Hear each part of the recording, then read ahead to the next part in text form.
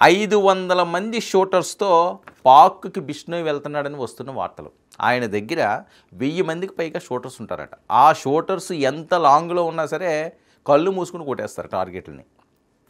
అంత పవర్ఫుల్ తర్ఫీదుతో ఉంటారట బిష్ణోయ్ దగ్గర ఉన్న షూటర్స్. వాళ్ళకి ప్రాణాల మీద భయం లేదు.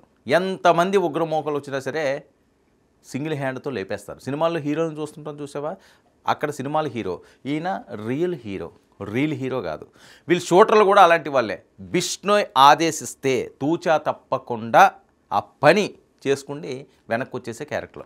500 మంది షూటర్స్తో పాక్కి వెళ్తున్నాడని వస్తున్న వార్తలు. మరి అతను పాక్కి 500 షూటర్లతో వెళ్ళాడు అంటే అసలు బిష్ణోయ్ పక్కన ఉన్నాడు అంటేనే చాలు వీళ్ళకి. అది లేనిపో మామూలు ఉత్సాహం రాదు. రక్తం మరిగిపోతుంటుంది. ఏమి చేయడానికైనా సరే సిద్ధపడిపోతుంటారు. ప్రాణాలను సైతం లెక్క చేయరు. అలాంటిది 500 మంది షూటర్స్తో పాక్కి బిష్ణోయ్ వెళ్తే ఇంకా విధ్వంసమే.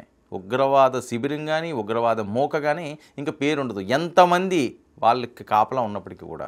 హఫీజ్, మునీర్, దావూద్ వీళ్ళకి ముహూర్తం పెట్టేశాడని.